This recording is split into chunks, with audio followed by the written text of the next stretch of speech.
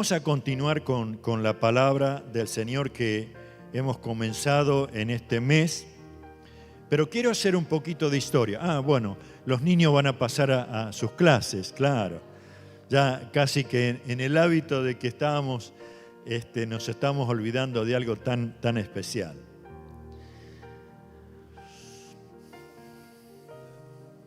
Los otros días yo comencé a narrarle un poquito historia de cómo teníamos la Biblia en castellano. ¿Se acuerdan? Cómo a través de la historia de pronto Casiodoro de Reina y Valera nos proporcionaron esta traducción que fue cambiando a través de nuestro idioma. Pero ¿se acuerdan que él era un español? Tuvo que emigrar a Inglaterra, luego tuvo que irse a Francia, luego a Holanda, y todo por causa de la persecución. Ahora, yo no sé si usted puede imaginarse lo que en ese tiempo,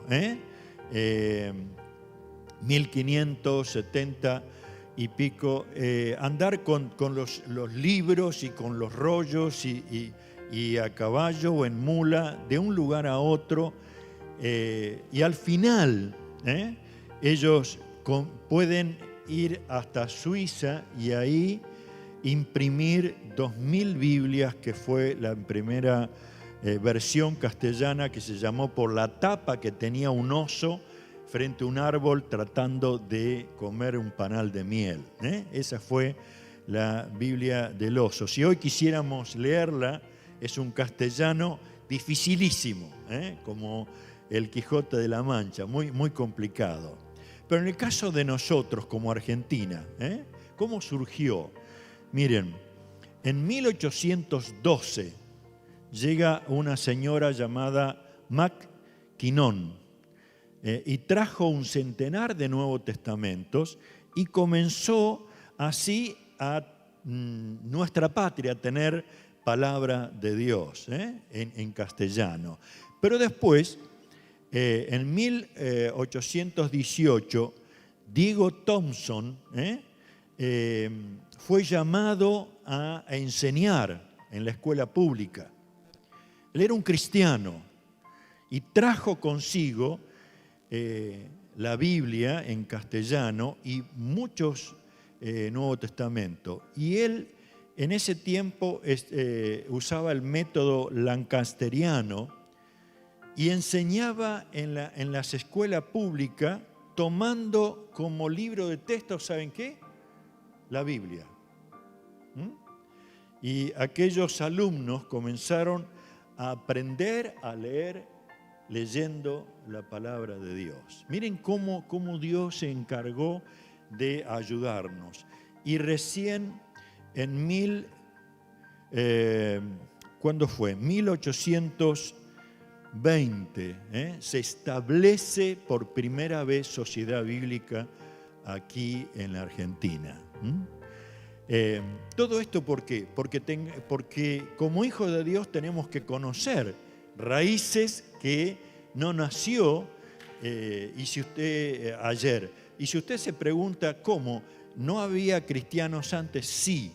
La Iglesia Católica envió frailes y sacerdotes y jesuitas a través de la conquista hasta esa época.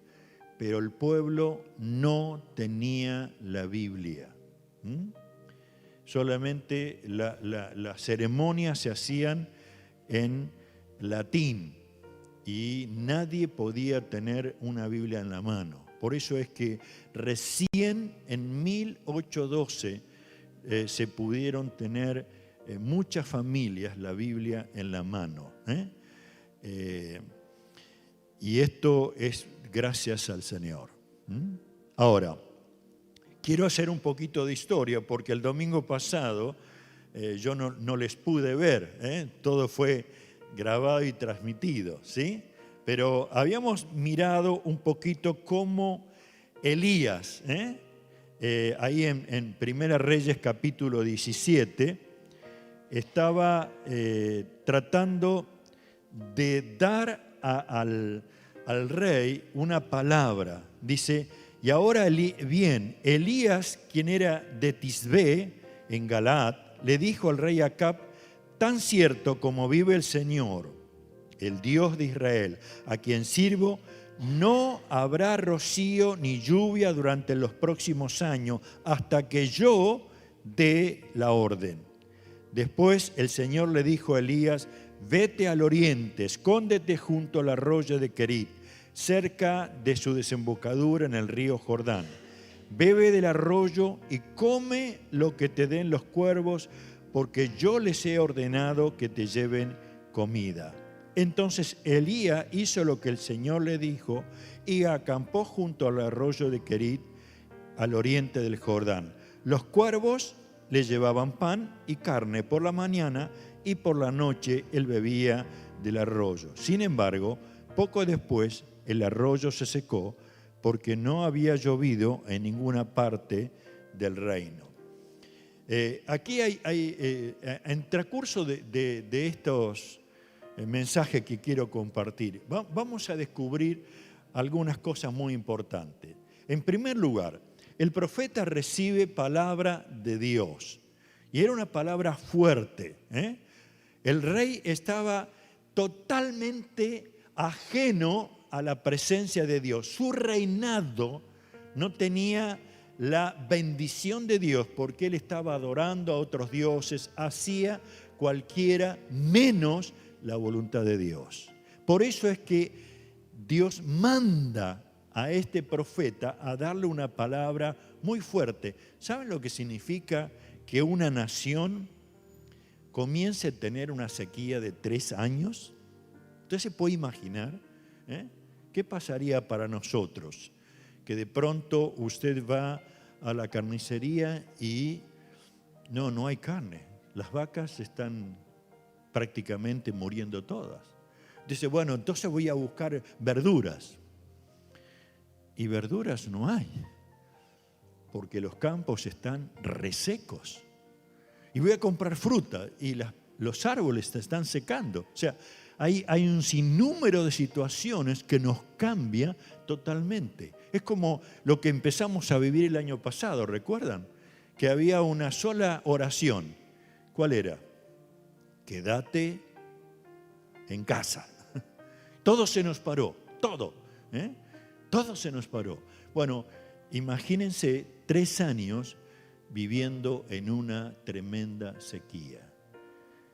Y era tan fuerte que corría riesgo el profeta, y Dios le da esa palabra, el profeta la entrega al rey y lo deja que él decida.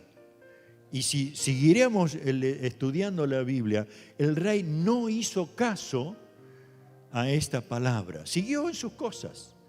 Y los 3 años vinieron perfectamente como Dios lo había dado. En el caso de Elías, él recibe una palabra: bueno, ahora andate al desierto, yo me voy a hacer cargo de tu vida. Y él sí obedeció esa palabra, y se fue. Y ocurrió un milagro día tras día. ¿Cuál era? Tenía el delivery Cuervos Rap. Todas las mañanas carne y pan, todas las tardes, en la noche carne y pan. El agua ahí estaba del arroyo, hasta que el mismo arroyo se secó. Y eso es lo que veíamos. Muchas veces nosotros creemos firmemente en que llevando una vida conforme a la voluntad de Dios no vamos a tener problemas. Sí que los vamos a tener. Por eso es que aún el Señor Jesús decía: en el mundo van a tener aflicciones, pero confiad, yo lo he vencido.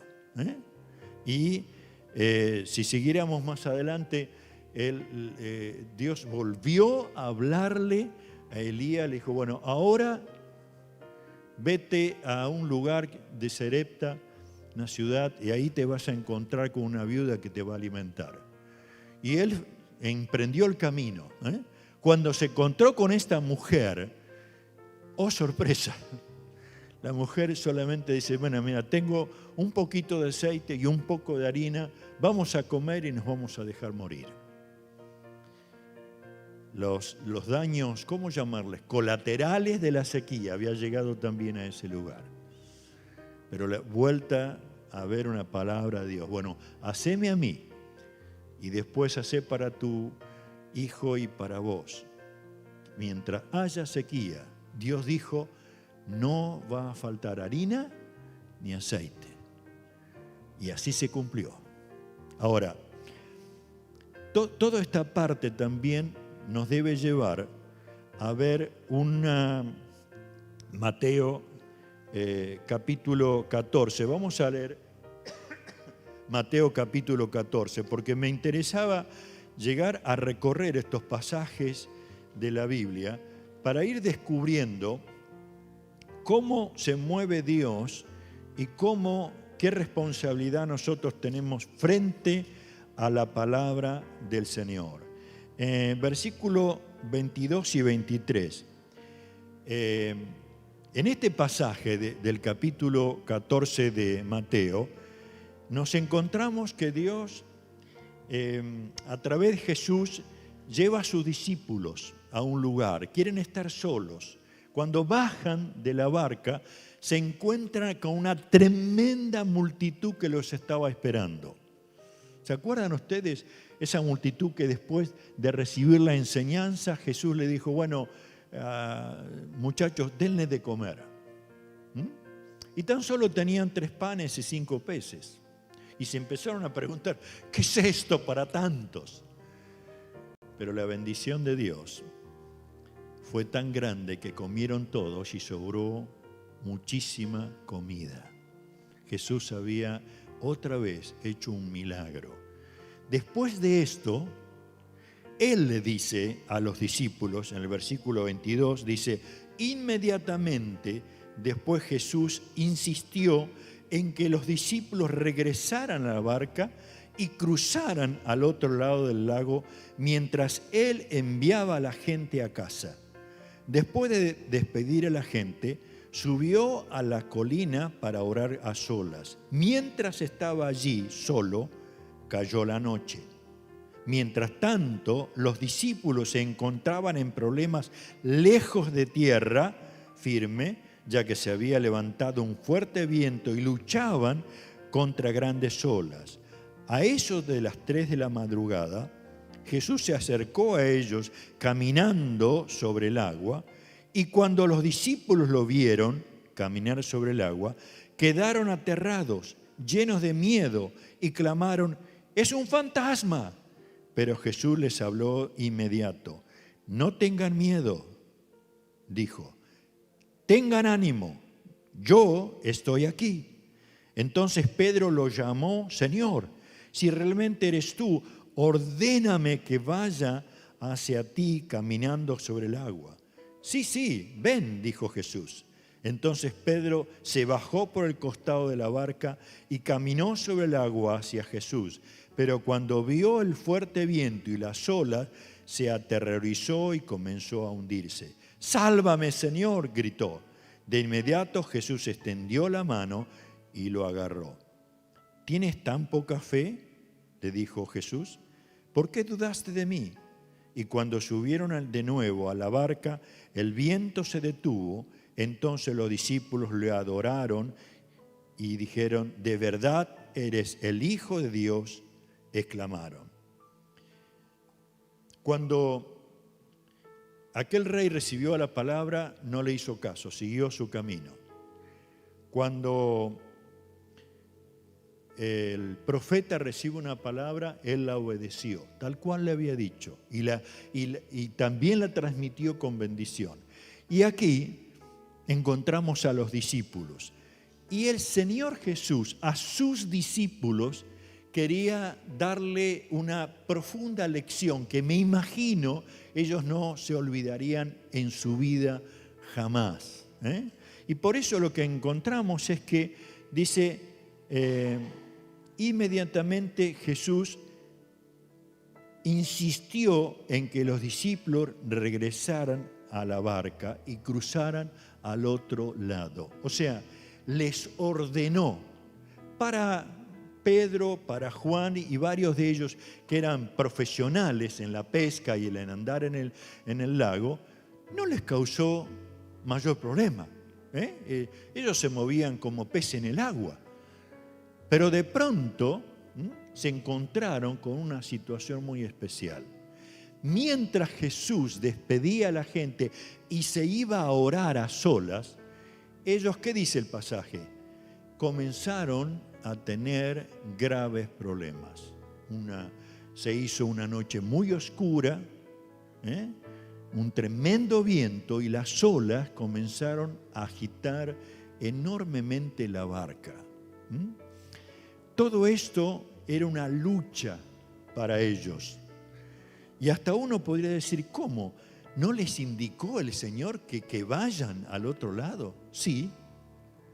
Lo que pasa es que hasta hoy nosotros podemos decir, en mi vida el Señor Jesús me tiene como un hijo y nos tiene entretenido, o nos dice, crezcan, pasen al otro lado, traten de desarrollar esta fe, dejen de estar cómodos en que los bendigo, en que los cubro, que los cuido del enemigo.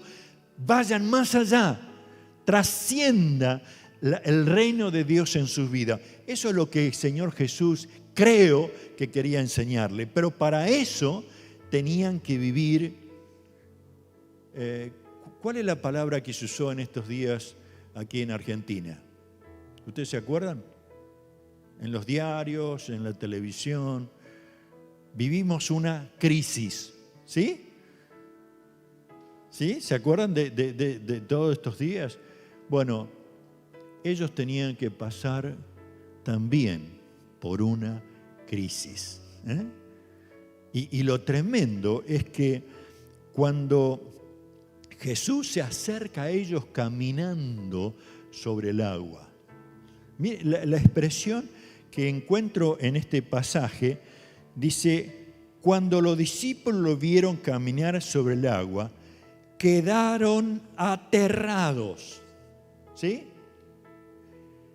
¿Qué les parece? ¿Sería un milagro de que Jesús caminara sobre las aguas?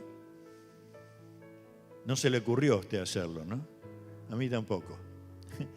Conozco la historia de dos hermanas preciosas que habían estado en una gran concentración de hijos de Dios y entonces había predicadores preciosos y les infundían confianza en la palabra y fe en el Señor, y ellos se vinieron tan, ¿cómo llamarle?, eufóricas, que llegaron a un río que tenían que cruzar y dijeron, bueno, por fe lo vamos a cruzar. Fin de la historia. Rescataron 2 cuerpos que habían muerto. ¿Cuál es la verdad de todo esto? Si Dios te dice algo a través de su palabra, pone toda la fe y dale para adelante. Pero si no te lo indica a vos personalmente, si no se lo dijo a otro, no hay imitación que valga. ¿Me entiende lo que quiero decir? Los discípulos recibieron palabra del Señor de cruzar al otro lado y lo hicieron. Se encontraron con una situación muy crítica de conservar la vida, sí, es cierto. Pero aun cuando Jesús se apareció, ellos lo único que pudieron hacer es asustarse y pensar que era un fantasma. Pero qué lindo que Jesús intervino ahí, y como también interviene en tu vida y como en la mía. Dice, no tengan miedo, yo estoy aquí. O sea, dentro de las tormentas que nos toca vivir en este tiempo, no te olvides que Jesús prometió estar con nosotros ¿hasta qué día? Hasta el fin de nuestros días. Y lo mostró en esta palabra, en esta historia tan maravillosa. No tengan miedo, tengan ánimo, yo estoy aquí. Hermanos, yo quisiera transmitirle esta verdad en este tiempo aquí. No tengamos miedo. La economía puede fluctuar, la pandemia puede seguir azotando, las dificultades van a aparecer con nuestros hijos, con las relaciones, con muchísimas situaciones. Pero la palabra nos dice exactamente esta realidad. No tengan miedo. Yo estoy aquí. Ánimo. Es como diciendo, levántate, levanta los brazos. Amén. Y por otro lado, miren ustedes, uno ve a Pedro, tan sanguíneo, tan impulsivo. ¿Y qué es lo que le dice? El versículo 26. Entonces Pedro lo llamó. Señor, si realmente eres tú, ordéname que vaya hacia ti caminando sobre el agua. Miren qué palabra de fe. Él creía una cosa. Si Jesús le ordenaba, él iba a caminar sobre las aguas. ¿Y qué le dijo Jesús? No, Pedro, no vengamos con tonteras ahora. No. La verdad es que él contestó, sí, ven. Y ahí comenzó a transitar por primera vez en su vida Pedro caminando sobre las aguas. No me puedo imaginar la cara de sorpresa de los otros discípulos. Imagínense la sorpresa, no solamente Jesús flotando arriba del agua, sino ahora Pedro se añadió a eso. Y uno podría escuchar, o a lo mejor usted escuchó críticas sobre Pedro, cómo es que falló. No, él creyó en Jesús, creyó su palabra y comenzó a caminar sobre el agua. Ninguno de los otros se atrevió ni le creyó. Querido, volvemos a lo siguiente. Cuando Dios te dice, ven, tenemos que ir a Él. Cuando Jesús nos dice, ten ánimo, yo estoy aquí, yo tengo que creerle. De lo contrario, puede pasar, miren lo que pasó con este muchacho. Dice, pero cuando vio el fuerte viento y las olas, se aterrorizó y comenzó a hundirse. El aceptar a Jesucristo y su palabra nos empieza a dar una capacidad espiritual que trasciende lo natural. Pero nosotros tenemos que alimentar esa visión espiritual como para que haya, ¿cómo diríamos?, contrarrestar toda la parte natural que constantemente nos dice no. Constantemente lleva a nuestra manera de pensar a como pensábamos antes. Antes, una vida natural, 2 más 2, 4. Y ahora en la vida espiritual, no, 2 más 2 no son 4. Dios hace cosas que yo no las puedo comprender. Dios se maneja de una manera no natural, sino sobrenatural. Y este muchacho, dice, comenzó a mirar a los costados. ¿Y qué vio? Olas gigantes que se venían sobre él. Viento tremendo, una oscuridad que parecía imposible de traspasar. Anotaba algunas cosas que me parecía muy importante. ¿Qué es lo que estamos viendo nosotros hoy? ¿Al Señor o a lo que nos rodea? ¿O a lo que nos informan? ¿O a lo que solamente ven nuestros ojos? ¿Qué nos detiene? Si es el hombre natural o nos inclinamos a alimentar por fe a lo que Jesús nos dice en su palabra. Si tendríamos tiempo de dar testimonio, decir sí, pero no, hoy carne no voy a hacer. ¿Por qué? Y domingo, pero asado, lo vamos a poner una foto. Está caro, ¿sí? Eso es la parte natural. La parte espiritual, ¿qué sería? Señor, tú me dices en tu palabra que das de comer aún a los pájaros. Necesitamos que nuestra familia sea alimentada por ti. Dame sabiduría cómo manejar. ¿Está bien? ¿Entiende lo que quiero decir? Yo necesito dejar de lado aún la seguridad que mi propio conocimiento, mi trabajo, lo que tengo en el bolsillo me da, y comenzar a descubrir que voy a caminar sobre lo que el sistema, que llámese en este caso agua y turbulencia y tormenta y olas, va constantemente contra la orden de Jesús. Ven, ven. A mí me bendice tanto ese pasaje de Apocalipsis capítulo 20, donde dice 3:20, yo estoy a la puerta y llamo. Si alguno oye mi voz y abre la puerta, yo entraré a él y cenaré con él y él conmigo. Aleluya. ¿Por qué me bendices? Porque Jesucristo quiere tener una intimidad permanente con nosotros. Permanente. Pero yo tengo que abrir la puerta. La misma que hizo Pedro.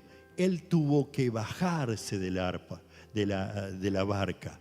Él tuvo que tomar el primero y el segundo y el tercer paso sobre las aguas.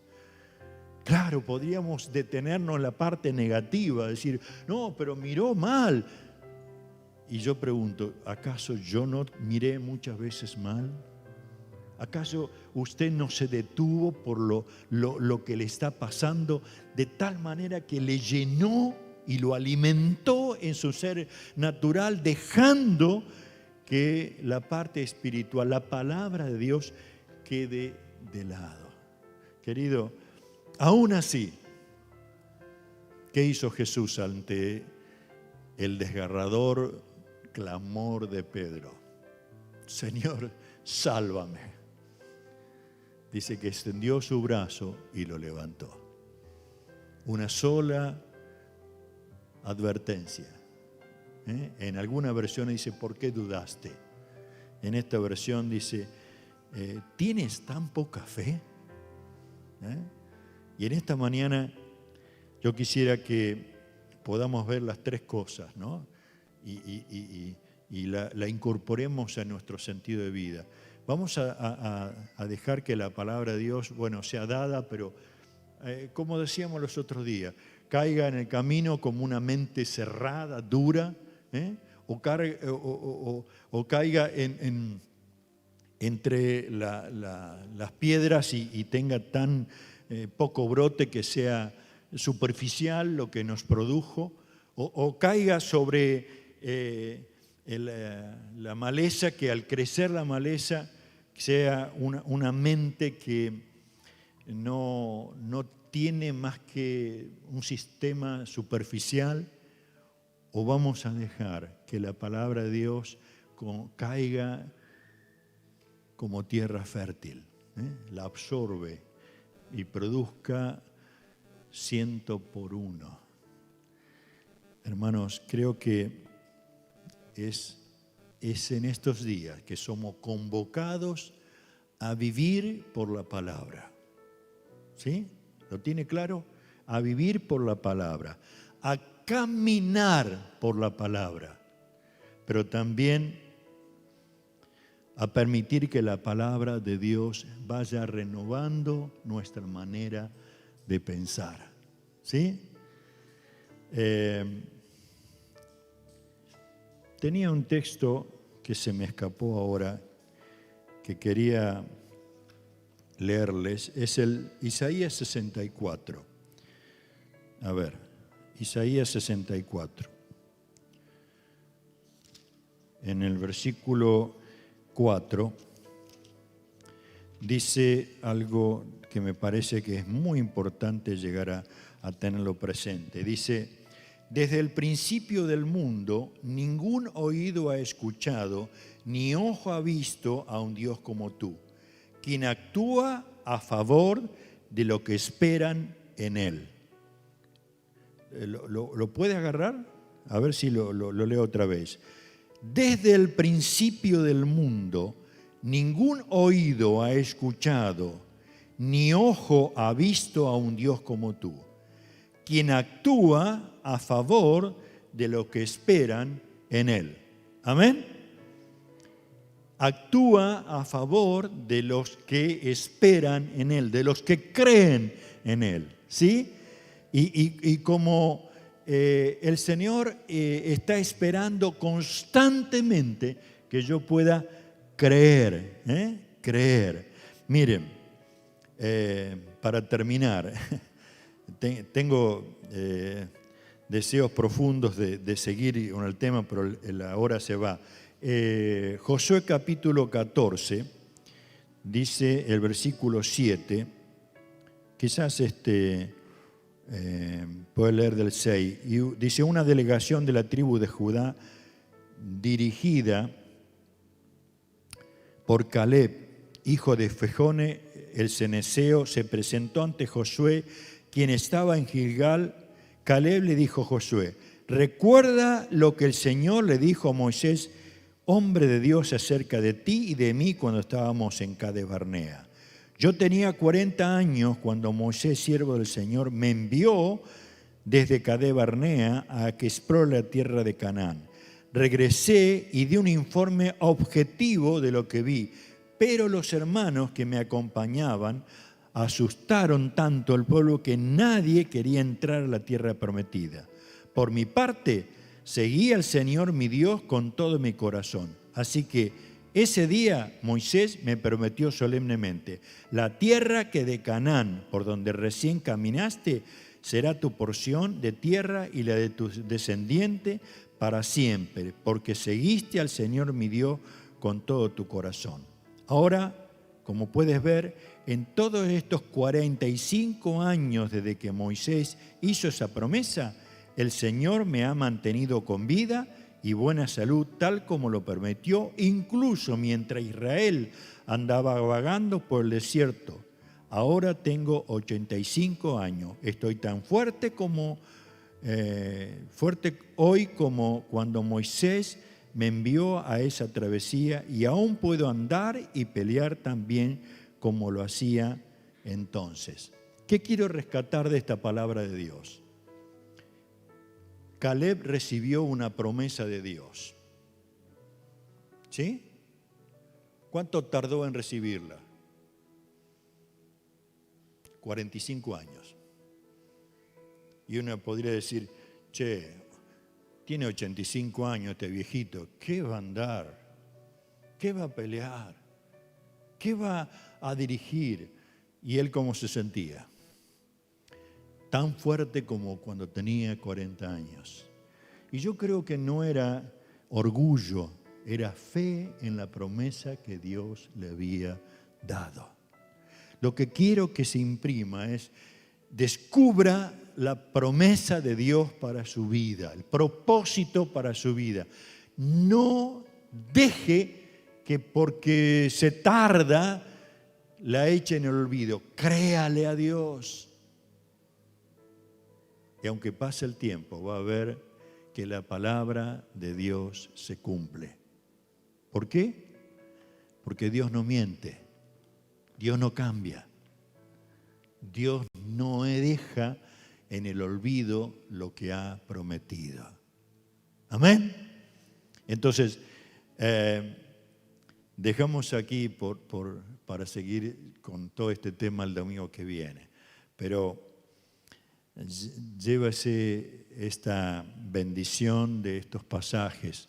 Y yo aún agradezco a mi esposa porque ella se toma toda la semana el resumir todo esto y transportarle a los grupos pequeños para que lo sigamos masticando. Estos pasajes de la Biblia tienen que alimentar nuestra fe, aún tienen que motivarnos a ver que la palabra de Dios permanece para siempre. Amén. Vamos a orar al Señor. Oh Dios, si algo me bendice, Padre, en esta mañana es saber que tu palabra ha sido dada y no va a volver a ti vacía. Aleluya. Seguramente que tú darás justamente a cada uno que crezca y se desarrolle. Señor, en el nombre de Jesús, bendecimos en esta mañana a esta congregación. Bendecimos los que nos están viendo en esta transmisión. De tal manera que abra nuestro entendimiento, abra nuestros ojos para que te veamos, pero también queremos entregar nuestra voluntad a ti. No queremos quedarnos en la barca sin tu presencia, Señor.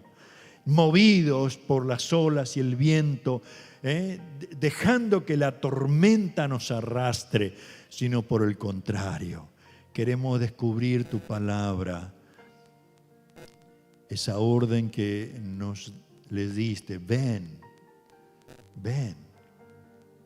y que comencemos por fe a caminar y a vivir tu palabra y a dejar que ella nos recuerde tus promesas, alimente nuestro ser espiritual, desarrolle una mente totalmente distinta a la manera de pensar que teníamos antes. Gracias, Señor. Gracias, Señor. Oramos en el nombre de Jesús. Amén, Señor. Amén.